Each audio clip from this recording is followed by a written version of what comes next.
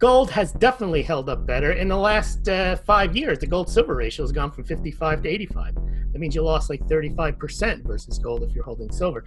I don't say what's going to happen, but historically, silver has not been the same store of value that gold has. Hey friends, thanks so very much for tuning in. Look, as you all know, YouTube has announced that it's going to start curbing traffic to videos like this one and any videos that deal with quote-unquote conspiracy theories. But it doesn't just stop with us YouTube creators. Basically, anyone who's watching our content will most likely be recorded, stored, and analyzed by the powers that be for viewing this content in the first place. Using a VPN is a really good idea in times like these. Virtual Shield is the easiest, fastest to use VPN, and they'll never sell your information to Big Brother. With the click of a button, Virtual Shield will change your IP address to a different location so that internet spies can't track you. And this month, Virtual Shield is offering 35% off all VPN plans and VIP performance plans for as low as $3 per month. And don't forget about IdentiSafe, which allows you to block off your computer, microphone, and camera access from any spies or hackers. So do yourself a favor and keep your personal data personal with Virtual Shield. I'll leave the link below this video.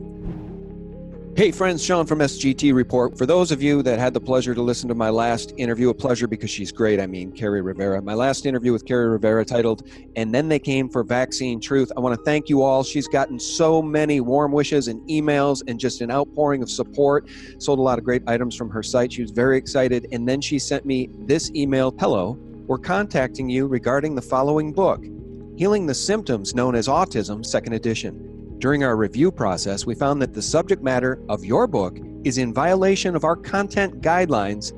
Yes, that's the email Carrie received from Amazon. So the fascist book burning continues, folks. And yes, it's a digital book burning, which without the internet, guys, we have no public square in which to have these types of conversations. And they're trying to destroy our access to the digital public square. And when I say they, I mean the big social giants, the social media giants in Silicon Valley, Google, Amazon, YouTube, Twitter, Facebook. They do not want conversations about truth on any subject being had. But we're going to do it again today anyway. Today we're going to talk about the economy, precious metals, even a little Litecoin and Bitcoin conversation with my friend Louis Cammarosano. You know him from Smaulgld.com. Louis, welcome. Thanks for having me on, Sean. How are you today? I'm doing well. I'll tell you what, man. What do you think about that? Amazon banning Carrie's book? Yeah, I'm not sure. Amazon's just started to do that. You know, I would think that with anything, whether it's scientists or climate change or vaccines, that in science, you always want to test the hypothesis, even if you think that you've settled it, because science is never settled. I mean, 2 + 2 is 4. You don't really need to keep checking that. But in order to strengthen, you would think, certain scientific hypotheses or even things that they say are true, you'd still want there to be some testing constantly, because by testing, you actually make the supposed scientific point that you're making stronger. But here they're saying, oh, we don't want to do that. We just want to tell you this is the way it is. Well, that's right. And maybe I'll play a clip here from J.B. Handley, who was on the TV show The Doctors. And he made the point about vaccines that the doctors and the researchers, the big pharma companies, haven't done any of the research to prove the efficacy and safety of vaccines. And in fact, he cites, I believe that they've only tested 2 of 32 or 34 vaccines, and they've only tested 1 of the ingredients in those vaccines. So they haven't done any of the testing as they force these shots and injections on our children. And then when you have a vaccine-injured kid, there's not anything you can do about it. It's a lifelong sentence. And Amazon doesn't even want you to go and look and read Carrie's book about potential treatments that could make your life and your child's life better. To me, that is absolute lunacy. It's worse than Orwell's 1984, Louis, because in 1984, Winston merely fudged a sentence or a line or two or changed a ration amount. I mean, he was fudging just a little bit of data within an article in newspapers. In this case, Amazon, Facebook, YouTube, they're just deplatforming truth altogether. Well, I don't know. It doesn't even have to be truth. It could be something that is just contrary to what they're presenting, because I'm not an expert on vaccines, but I do know in economics and in science, anytime you introduce something new into the system, it's not all good. There's unintended consequences. And it's the same thing with vaccines. You put something in someone, it can't just be, oh, and now we're all magically cured because now we've built up a resistance. Your body may have built up a resistance, but then there's other things in there that maybe your body doesn't want in there. So, of course, it's quite possible that vaccines can cause damage, but they don't want to say that because I'm sure the issue they have is not that they don't want the science challenge. They don't want people challenging whether to get vaccines because then they think they won't be able to get what they need is 100% compliance, because otherwise if everyone doesn't take the vaccine, then the disease still exists. But that's not the same thing. That you can still have the debate as to whether the vaccines have things in them which are harmful, because then maybe they can work on making the vaccines better instead of just saying, no, there's nothing to talk about here. Yeah, I couldn't agree with you more. And in terms of the ingredients in vaccines, guys, and this is not a vaccine conversation, so we'll move on in a second, but these things are loaded full of things like aspartame in some cases, formaldehyde, mercury, thimerosal, the preservative is in some of the vaccines, aluminum as an adjuvant. These things are really hurting a lot of people, and the science is really clear for those who have done the research. Again, J.B. Handley citing the fact that none of the real research has been done. In my opinion, and this is just me wanting to have an open debate about this, vaccines are really the one thing we have looked at as causing autism. I agree with you. That is completely bogus. That is such a bogus statement. How many vaccines have they looked at in these studies? How many? What's the answer? It's 2. How many ingredients have they studied of 35? What's the answer? It's 1. You've looked at 2 of 36 shots and 1 of 35 vaccines, and you're going to stand on the stage and say that vaccines and autism are unrelated? It is the most bogus tobacco science. It's a smokescreen. Anybody who takes the time to read it would agree. And the vaccine manufacturers have full indemnity. They have amnesty against any lawsuits. If you or your child get hurt, then you're stuck to deal with the vaccine injury court, which is probably not going to provide you any financial remedy. And again, these big pharma manufacturers have blanket amnesty against lawsuits. So why would they care about doing the testing? I think it's more about money than anything else, Lewis. And I guess that's what makes the world go round, right? Money. Real money. Silver and gold is used to be how it works, but not so much anymore. It's all a world of fiat. A world of debt fiat, not just fiat. But China is adding more gold than they ever have year over year. 2017, I think it was, I'm going off memory here, maybe 244 tons. 2018, 247 tons. I think I have that right. No, I think you're talking about Russia. Oh, was it Russia? Okay, yeah, I might have that backwards. The People's Bank of China stopped adding gold in 2016 when they became admitted to the special drawing rights of the IMF. And then they just recently started reporting adding gold back December of 2018, and they added in January and February. So they're up to about 1,875 tons of gold. So they've added 30 tons in the past few months, but Russia has added 271 tons in 2018, 224 in 2017, 199 in 2016, and 208 in 2015. So they're the ones that are leading the central banks in gold acquisition. Wow. Well, and meanwhile, what do we see? We see the United States just taking the gold from places like Syria. I think 40 tons of gold went missing. And then, of course, a bunch of gold went missing from Libya. Remember that? That was a while back as well, yeah. Well, let me ask you this, Lewis. The gold to silver ratio is still around, I don't have it in front of me exactly today, maybe 85 to 1. Why Correct. is the gold to silver ratio still so out of whack?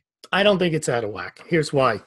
The gold-silver ratio used to be 16 to 1 and 15 to 1 set by the United States when both gold and silver circulated as official money.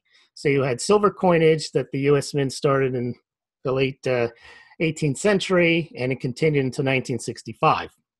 And every country in the world until the mid to late 60s had silver coinage. And then we had gold removed from the United States system in 1933.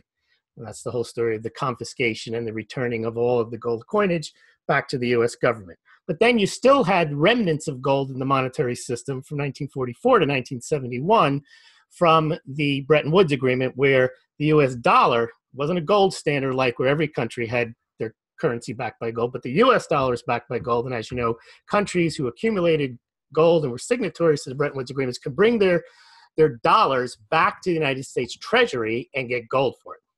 And so gold and silver since 1971 silver's been completely demonetized. By 1968 was the last year you could turn in a silver certificate. And in 1971, they tried to totally demonetize gold in the financial system. However, as we were talking about earlier, countries, nearly all central banks, other than maybe Canada or a few others, hold some amount of gold in reserves. And in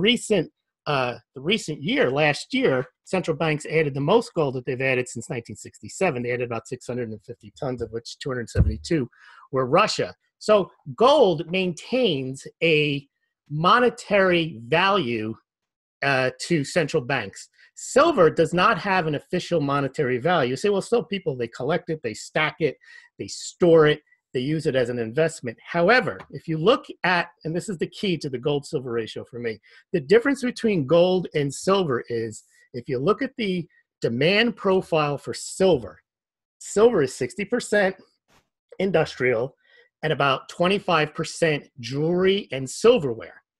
And then only about 10 to 12% investment demand. So that's what you could call silver's monetary value. Gold's demand profile is 53% jewelry, and pretty much the rest of that, maybe 45% of that, is investment demand from private individuals and from central banks. And then there's like an 8 to 10%, 12% industrial demand. So the investment profile or the demand profile for gold is much higher on the investment side. So when people are considering, or investors are considering, where do they put their money in the event of protection for a financial crisis, an EMP, whatever it is, gold is the go-to metal, not just amongst rich people, but in general, the dollar amounts that go into gold and the percentage of gold that's mined each year that goes into investment, ETFs and so on, is at a much higher percentage than it is for silver. And that's the reason. So people like to point to the 15 to 1 and 16 to 1 historic ratio, but we haven't had those historic ratios because gold and silver are not officially money. Now you can say, but they are money. Well, it doesn't matter what you and I say or other people claim that they have monetary properties. They're not used as a medium of exchange, but there is still this concept that gold is part of the monetary system, even though Bernanke says it's tradition that central banks hold it, because we just saw that it's not just Russia that's added gold. China, we mentioned, added 30 tons of gold. The Reserve Bank of India is now adding gold. Kazakhstan has added gold to reserves for the last 77 months. They added 50 tons last year. And last year, for the first time, countries that hadn't been adding gold for years or decades added. Argentina, Iraq, Iran, Hungary, Poland, Thailand, the Philippines, Turkey, they all added gold. And guess what? None of them added silver. So that, to me, is the reason, because you can't keep scratching your head and saying it's been out of whack for 10 years. It's been out of whack for a long time, ever since both metals have been demonetized. Well, silver totally demonetized, gold partially demonetized. But even though gold was demonetized, we saw the central bank still cling to the barbarous relic. And we're also seeing investors clinging to gold as a go-to metal. But if you look at the amount of silver in the last few years that has been sold, it's down 60, 70% on the investment side since 2015, when we did have a record year. Remember, we sold 47 million silver eagles? Well, last year we sold 15 million. So the investment side on silver is pretty much dried up, where it hasn't on gold. Yeah, but let me push back. When you say that the gold to silver ratio isn't out of whack, and you cite the fact that the United States demonetized the metal, guys, of course, it was in our change, our pocket change, and our quarters and our dimes right up until the late 60s, when they literally just took it out of circulation because it had so much value. So what I'm driving at here with the gold to silver ratio is you can't just cite, I don't think, the fact that it was demonetized by the U.S. government. You have to cite the fact that it's only found in the Earth's crust. It's only found in the mining process at a ratio of around 9 or 10 to 1. Okay, let's go. Let's talk about scarcity. Does it have a lot of value because it is truly scarce? No, I'll give you another example. Well, wait though. Okay, wait. No, you can give me an example, but you have to also tell me how it's not manipulated to be at this price, because we know J.P. Morgan, we know separate the big issue. banks Let's handle one at a time. Absolutely manipulated silver to these prices. Separate issue. That we're going to get to. Let's do the relative rarity, and then we'll talk about the manipulation. And that's another reason, we'll get to that, why the gold-silver ratio is so high. It's easier to manipulate silver than gold, but we'll get to that. Now, relative rarity is not always dispositive as to value. Platinum, for example, is 10 times rarer than gold, and we know that gold is more expensive than platinum. How do you explain that? So it's not about relative rarity. I like to give the example, I've made 2 paintings in my life. Picasso made thousands. His are more expensive. It has to do with the demand profile for Picasso and for palladium and platinum. I mean, those are metals that have different demand profiles than gold. People want gold more than they want platinum. But now look at palladium. People want palladium more than they want gold. So you can't just say something because it's rarer than something else, therefore it has more value. You have to have a corresponding demand. And my point about the demonetization is, it's not just that the government's demonetized it, and that has an impact on what people do, whether you like it or not. People do not buy silver so that they can use it as a medium of exchange. If they're going to buy silver, they buy it to store it. If they're going to buy gold, they buy it to store it. They don't use it as a medium of exchange. And that explains, because that's why the gold-silver ratio is so high, is because people there's not a premium on silver as a medium of exchange. And the biggest premium on silver is for its commodity use, of which there's not much of a premium right now. But that doesn't mean that silver can't be useful and valuable, because look, as we mentioned, palladium. Palladium has no monetary value and it's sky high. So silver could catch a bid on its commodity a lot easier than it can on its monetary, because right now its monetary demand is much lower than its commodity demand. Now, as to the manipulation, clearly all markets are manipulated and precious metals are not immune from that. Silver is so easy to manipulate because it's one of the smallest markets. There's very little available silver compared to the billions of dollars that they trade. So if you're going to hit gold or silver, you can hit silver a lot easier with a lot less money, and clearly that's what happens. So that does probably add some points to the gold-silver ratio, because if you're going to manipulate both, it's a lot cheaper to manipulate silver. What do you think J.P. Morgan's interest is in silver? I don't think J.P. Morgan has an interest in silver. You don't think that they've been hoarding silver? No, I see no evidence of that whatsoever. So Ted Butler's just nuts? That's what you said. I see no evidence that they purchased any Silver Eagles, any Canadian Silver Maple Leafs, as the story goes. The only thing I do see is that the J.P. Morgan COMEX vault has about 150 million ounces of silver in it. And that even there, that doesn't come up to 600, 700, 800 million, whatever the number is that they're supposed to have stacked. There's nothing that indicates definitively that silver, any or all of it, belongs to them, because Brinks has 55 million ounces worth of silver in their depository, their COMEX depository. This is silver that's in the 1,000 ounce 9995 pure silver that's eligible to trade on COMEX. So JP Morgan does list 150 million ounces of silver in that depository. But again, that's the only silver that you can point to with any type of, well, maybe they own that. Everything else is just speculation. And I wonder how much gold they have on deposit. I could tell you. They have, just give me a second. They have a little, HSBC and JP Morgan are the largest holders of gold in the COMEX depository. Let me get you the number. They don't have it. They probably have it. It's worth more, I'm sure, in dollar amounts, but they obviously don't have 150 million ounces of. Yeah. It just begs the question: why do they hold so much silver if it doesn't have very much value? But the other question is, I bet you they hold more gold than the LBMA does in physical form. You tell me how much gold they claim to have in the deposits. I'll pull it up right now. All right. So the individual warehouse, by the way, these numbers come from Nick Laird, plug for Nick, Gold Charts or Us. He does a great job of putting together these these numbers in these charts. So in the gold warehouse for JP Morgan, they currently claim to have 1.341 million ounces. So for those listening, because I'm a big silver bull, I'm also a gold bull. I mean, obviously you can get a lot more silver than gold for your money. Do you not recommend silver as a store of value? I don't make any recommendations, but I can tell you historically, silver has not held up nearly as well as gold, not just in the last 5 or 10 years, but over the last 100 years. Silver is somewhat of a store of value. One of the things that the selling point of silver is, and here's the bull case for silver, if gold, and this is what's happened in the past in 1980 and 2011, if gold gets into a sustained bull market, remember, and if it's because of it's not because people are buying more jewelry. Now that's possible too. You have a wealth effect in India. That's what's driving the silver demand there. It's not people stacking silver for financial reasons.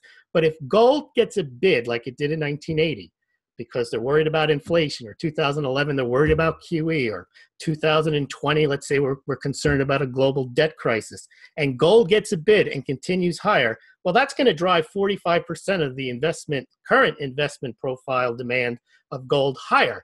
Once gold gets really high, well, that 10 to 12% amount of silver investment demand is going to be looking at it and say, wait a minute, this is undervalued compared to gold. Now that we're really valuing gold because we're worried about a crisis, and now that gold has really gotten higher, like when it went to $1,900, silver went to $50. When gold in 2011, when gold went to $800 in 1980, silver went to $50. Now think about that right there. Silver still has not topped the $50 mark, whereas gold more than doubled from its all-time high in 1980 nominal value. So if gold takes off again, I would expect people to start looking at that investment side of silver and maybe double what they sell now in terms of the overall pie. And that would put a strain on the commodity demand. And if we have some type of Green New Deal or some variant or deviant of that, where they mandate solar panels, then there's going to be a real crush on silver. So silver is a spike and dive metal for a reason, because a slight spark can really eat up all of the demand pretty quickly. Either if you double the investment demand, or you get a big increase in some type of industrial demand. And remember, when we had that big deal in 2011, where the silver price went to $50, electronics manufacturers, solar manufacturers didn't blink an eye to pay it. They'll just pay it, just like they're doing with palladium right now. So gold has definitely held up better. In the last 5 years, the gold-silver ratio has gone from 55 to 85. That means you lost like 35% versus gold if you're holding silver. So I don't say what's going to happen, but historically, silver has not been the same store of value that gold has. That doesn't mean that gold doesn't have a bigger speculative pop ahead of it, because it has in the past. When gold makes those runs, silver makes them even 2 and 3 times higher. But we saw in 2000, the caveat is both times silver got crushed after that. And gold, look, gold went to 1911. What's it at now? 1,300. It's not that bad. Silver went to 50, and now it's 15. Right. But in defense of what happened in 2011, silver was absolutely on track to pierce 50 and go beyond Correct. 50. And it got its neck stomped on by the big banks, JP Morgan specifically, on a Sunday night. And it went down, I think, $6 in a flash 43. crash. That's correct. So that was just absolute manipulation by criminal bankers. So who's to say where silver could have gone had it not been manipulated lower? Yeah, but who's to say that it's going to stop? Well, I know. Well, that's the whole thing.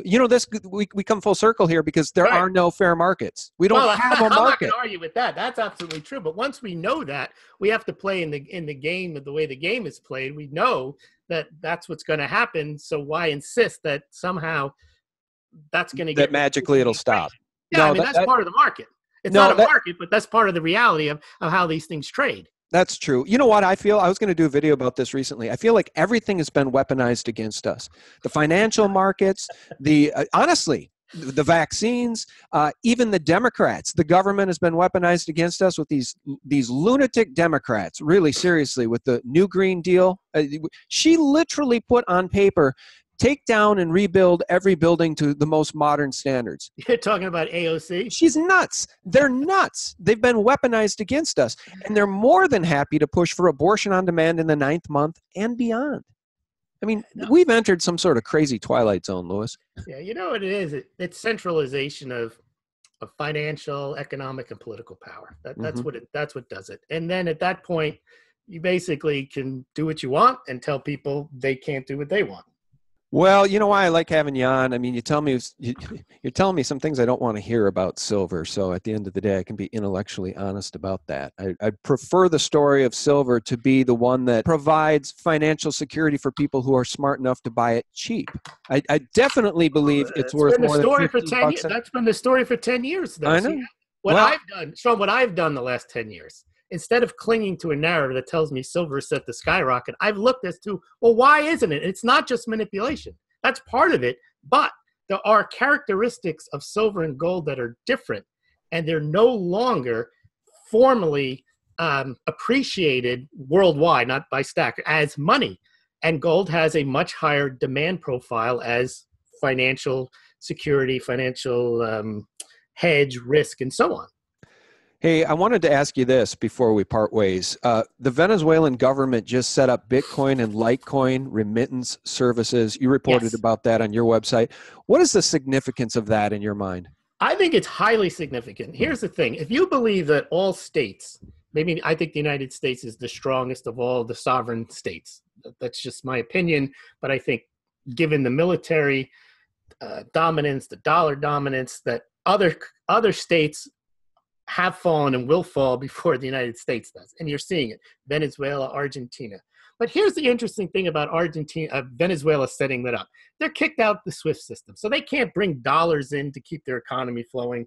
So what they've actually done is they've allowed people through a government website, it's like BitPay, but run by Venezuela. You can send Bitcoin and Litecoin to Venezuela through a government-approved payment processor, and then people in Venezuela can receive it. Now, Venezuela has an interest in this. They get a commission. They get funds that come into the country that they don't have to worry about going around sanctions or the SWIFT system, but they also get to know who's getting the money and so on. Now, the reason it's significant is we know that individuals in a monetary crisis, financial crisis in their own country are going to try to find something to conduct business with other than their faulty currencies. If you're in Hungary and the florin goes to zero, the government may want you to use those. You're not going to. You're going to try to use silver, gold, Bitcoin, Litecoin, dollars, whatever it is you can use. That's fine. That makes sense that individuals would go that route.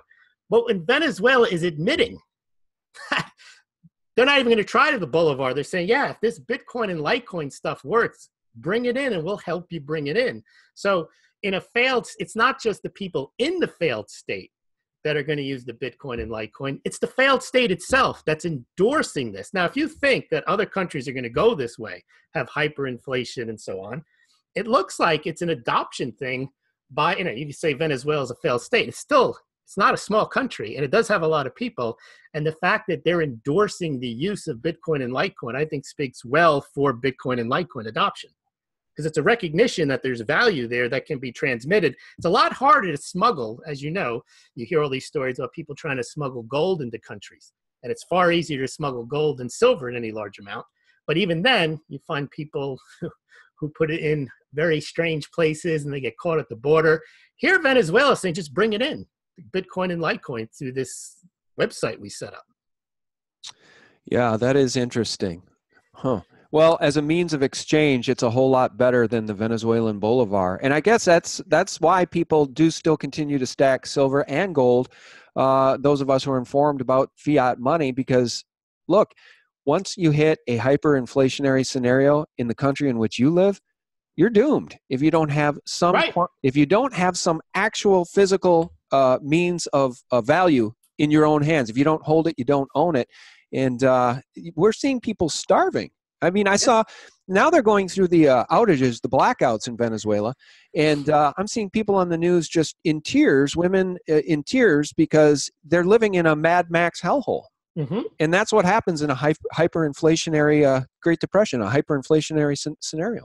The only interesting thing also about Venezuela, the electricity went down. Now it's probably harder to transact in that Bitcoin and Litecoin. It's also harder to mine that Bitcoin and Litecoin. So that's why some people are suspecting sabotage, because they can't shut them out of the SWIFT system. Now they have to shut them out of the Bitcoin and Litecoin, but how do you do that? Because you don't need permission to use those currencies. Well, you do need some type of electrical device and to mine it, and you do need it to transact it. Yeah, that's interesting. I hadn't even thought of that. Huh. That's why you have me on. What an interesting conversation. Yeah, I hadn't thought of that as it pertains to the blackouts. Yeah, that whole scenario down there. It's again, everything is weaponized, and it's just a tough world in which to raise kids. Let me tell you that much, Louis. I don't know. Well, you agree with Alexander Ocasio-Cortez then? No, no, Right? I don't agree that everything's so bad and that the world's going to blow up in 12 years. And is it? What did she say? Yeah, her quote is it okay to even have kids anymore? Right. Well, they are the party, though, they're the anti-human party. They're the party of death and destruction. They literally are. And they're anti-human and anti-baby and anti-life. And it's no wonder she feels that way. By the way, she's in trouble. She should be in trouble for what they do? Transfer $1 million from one account to an LLC, a campaign account to an LLC. And there's no media coverage really on that at all. No, it's a blackout. I know. Well, meanwhile, Amazon doesn't want you to read Kerry Rivera's book, and I don't know. As a platform, their job would be to sell as many books as possible because they make a profit on them. Yeah, one would think. No, yeah, and I'll conclude that email that she received. It says, as a result, we cannot offer this book for sale. Yeah. We cannot offer your book for sale because we don't agree with the content. Healing the Symptoms, known as Autism, 2nd edition. Just put autism aside and look at all the other books. You know how much garbage is probably in the millions of books that they sell? I know. You really cannot start down the slope of trying to ban books and videos, but that's what they've done. I mean, there's so many stupid things out there. Well, I bet there's I haven't looked, but I'd imagine there's all sorts of books about Satanism and Lucifer. I'm sure there's all over kinds Amazon. of horrible things. They're fine with that. Things, everything. Yeah. Hey, final question before we let you go. What is your long-term or short-term prognosis for the U.S. economy? Are we in trouble? Could things get as bad as I've heard some say? Or or because of President Trump, are we in relatively good shape? But I don't then think we got to talk about the federal debt. Yeah, I think everything is fine other than, which is the biggest issue, other than the debt. And the only question about the debt is, this is all uncharted territory. You know, when we hit 6 trillion, we said it's unsustainable. 8 trillion, it's unsustainable. It's 20 trillion now. That's unsustainable. China, same thing. They keep goosing their economy with debt. They issued 60% of the world's debt in the last 5 years. And so far, nothing seems to happen. Now, if nothing happens, then the U.S. economy is in good a shape as anyone else. But at some point, if people realize that you have to pay back debt, that right now there's $144 trillion worth of debt in the world, which is 3x the GDP of the entire economy, mathematically, so that doesn't make any sense. But it hasn't made any sense for the longest time. The question is, does it end tomorrow, next week, next month, next year, next decade, next 100 years? People are surprised at how long this is going on. I think the reason it's going on is because all the countries are in on it. They know they're not going to call each other's bluff and say, I'd like to get paid now, because that would end everything. So they all kind of have a vested interest in keeping the fiat debt-based scheme in place. And that's probably why we're still where we are. Things aren't that bad. But, if they actually ever did have a currency crisis, a debt crisis, you would say that would be lights out. But I think there's so much vested interest in that not happening is the only reason it hasn't happened yet.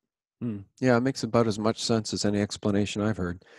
Otherwise, I mean, it should be all over by now, right? Yeah, no, right. It should be lights out like Venezuela. I'm glad it's not, though. I don't wish that on anybody. And, my heart goes out to anybody having to live in that hellhole right now. And they're trapped and there's no food and they're eating zoo animals and pets. I mean, it literally is a version of hell on earth. So we're very lucky to still live in a country that has lights and power and a currency that will actually purchase something if you go to your local store. It's really a miracle at this point. I'm thankful for it. I don't wish the collapse on anybody. I've always said that. I don't wish the collapse to come. The cities would be turned into pyres, funeral pyres. It's nothing I wish to come. I don't wish. Absolutely correct. A lot of times I think people get misguided. They have gold or silver and they're almost like hoping for a collapse. I'm like, no one living in Venezuela is thinking, this is better now because I had gold and silver. They would have happily given up their gold and silver for this never to have happened. Right. Because there's not much you can buy in an economic collapse. It's not like you're going to be rich. Maybe you can save your skin, but you don't want to be in that position. Yeah, you can't really trade silver for food because the grocery stores are empty. There's no food, exactly. Yeah, no, it's a terrible situation. The best thing that can happen if you're interested in gold and silver is you get a good dose of inflation, but you don't want societal collapse. Right. No, I totally agree. Louis, shout out your website domain name for you for people so they can find you, will you? Sure. Thank you very much, Sean, for having me on today.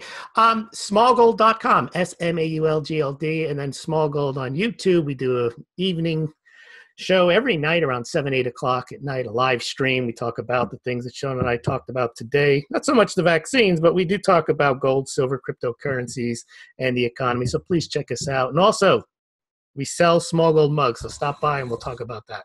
Awesome. Well, guys, I want to say one thing, too, and Louis will laugh here because I don't think he's a big silver guy, but I still am. And if you go to the top of SGT report, I do have an ad there from our buddies over at SD Bullion. It's the 2019 Roaring Lion. Nice. And it's a beautiful coin, 999 fine. 50,000 is the limited mintage. So those will go quickly, guys. So click on the banner on the top of SGT report to go through and get that Roaring Lion for 2019 from our buddies over there at SD Bullion. They'll treat you well, and it's free shipping on any order over $99. That's a real bargain. So, Louis, thanks so much for coming on. Thank you, Sean. Yeah, it's my pleasure. And guys, thank you so much for listening. We very much appreciate your support. A shout out to my patrons. And thank you so much for visiting us for real news 24/7 at sgtreport.com, thephaser.com, and thelibertymill.com. Have a great week, guys. God bless. Bye-bye. When you use Google, do you get more than one answer? Of course you do. Yeah, of course. Well, that's a bug. We have more bugs per second in the world. Because we should be able to give you the right answer just once.